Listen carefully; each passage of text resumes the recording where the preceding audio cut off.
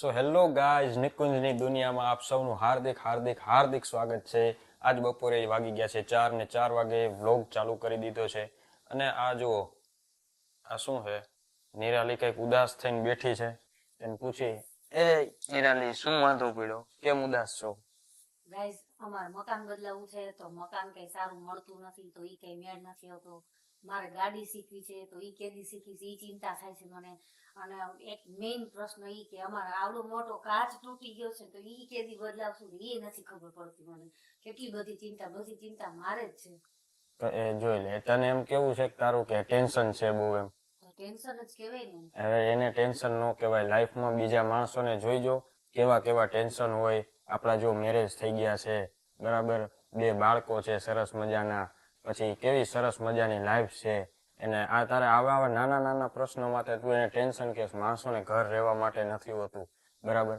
અમુક માણસોના કેમ બિચારાના મેરેજ નથી થતા હોતા, અને અમુક માણસોને મેરેજ થઈ ગયા હોય તો બાળકોની તકલીફ હોય છે. અને આપણે તો ભગવાનની દયાથી એ બધી વસ્તુ છે. અને ભગવાન તને તું એમ કહેતીશ કે ભગવાન જો આપણે યાર કેવું કરે છે, પણ ભગવાને આપણને આશીર્વાદ રૂપી બધું આપ્યું છે. ને થોડુંક કંઈક ભગવાન બધાને બાકી રાખતો હોય છે. કારણ કે સબ કુછ મિલ જાયગા જિંદગી મેં તો તમન્ના કિસકી કરોગે, એવું હોય. એટલે ગાઈઝ, તમારે પણ એમ કાંઈ થતું હોય કે આ નથી, તો જે તમારાથી નીચેના લેવલના હોય, જે બીજા પાસે જે ન હોય, એ તમે વિચારીને ભગવાનનો આભાર માનજો કે ભગવાને મને આ તો આપ્યું છે. એમ રોજ સવારે ઉઠીને ભગવાનનો આભાર માનવાનો, શું આપ્યું છે ને તમને એ જોવો. કારણ કે બીજા જે આપણી પાસે હોય છે ને, એ આપણા જેવી લાઈફ બીજા લોકો જીવવા માંગતા હોય છે કે આ લોકોની લાઈફ કેવી સારી છે, આપણે એવી લાઈફ જેવી. સાચી વાત ને? એટલે ગાઈઝ, તમે ભગવાનને કોઈ દિવસ બ્લેમ ન કરતા. અને ભગવાન કાંઈક બાકી એટલે રાખતા હોય છે કે તો તમે તમારું કર્મ કરી શકો. જો તમને બધાને બધું આપી દે તો તમે કર્મ શું કરવાના? કઈ કર્મ કોઈ કરવાનું જ નથી. બધા શાંતિથી બેઠા બેઠા આવીને રેખડે રાખશે, આનંદ મોજ કરી રાખશે, ભગવાનને યાદ તો કરશે જ નહીં. એટલે સાચી વાત ને? એટલે હવે એવું કઈ મનમાં ન રાખતી, એ બધું ધીમે ધીમે થઈ જશે. અને આમાં કાચ નખાવો હોય ને, કાચે નખાવી જાય. આપણે નવો જ કબાટ લઈ લેવો છે. તમારા માટે વધારે સિમ્પથી હોય, એને વધારે લાગણી હોય, એટલે કોઈ દિવસ ગોડને બ્લેમ ન કરતા. ગોડ તમારાથી સારું વિચારીને બેઠા હશે હંમેશા. નિરાલી, બીજું ભગવાન શું કહેતા હોય છે કે તમે કર્મ કરો, ધીમે ધીમે એનું ફળ મળતું જશે. અને મળે જ છે. કર્મ કરીએ એટલે એનું ફળ સારું આપણને મળતું જાય, પણ કર્મ આપણે કઈ રાખવું પડે. તો ગાઈઝ, અમે મકાન તો કેટલા ટાઈમથી ગોતી, મકાન ગોતવાનું કર્મ તો અમારું એમને ચાલુ જ છે, તો એમને મકાન તો મળતું જ નથી. અરે એમ ન હોય. એમાં કેવું હોય કે આપણા કરતા છે ને ભગવાનને વધારે ખબર હોય કે આને કયા સમયે સારું મકાન મળશે ને કયા સમયે આને મકાન દેવું. એટલે આ મકાનનું તો ખાલી એક્ઝામ્પલ છે.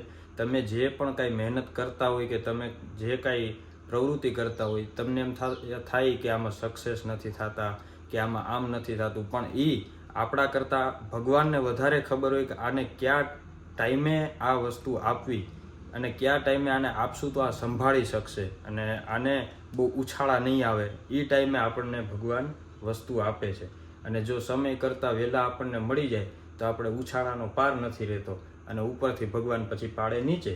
એના કરતાં આપણે ભલે પેલા નીચેથી ધીમે ધીમે ઉપર આવી, પણ આપણે ઉપરથી નીચે પડીને તો વધારે ફટકો લાગે. એના કરતાં ધીમે ધીમે ઊંચે આવીને એ સારું.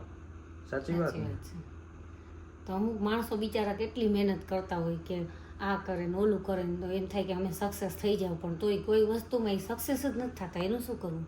એના માટે એ જ કે ધીમે ધીમે ભગવાન પ્રવૃત્તિ જોતા હોય છે કે આ શું એની મહેનત જે કરે છે એના ઉપર ટકી રહે છે. ભગવાન પરીક્ષા લેતા હોય છે કે આ ટકી શકે એવો માણસ છે કે મૂકી દે એવો માણસ છે, કે આ ટાઈમપાસ કરવા હાટું કરે છે કે મોજ મજા કરવા હાટું કરે.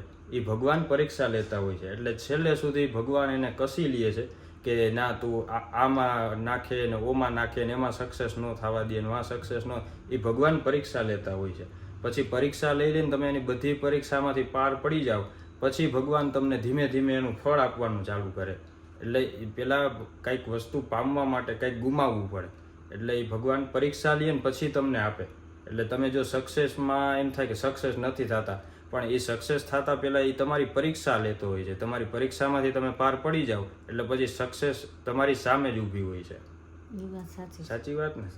તો પછી જો આ વિડીયો ગમ્યો હોય તો ચેનલને લાઈક કરજો, સબસ્ક્રાઈબ કરજો અને શેર કરજો. શેર કરજો અને કોમેન્ટ પણ કરી દેજો કે આ વિડીયો કેવો લાગ્યો. હા.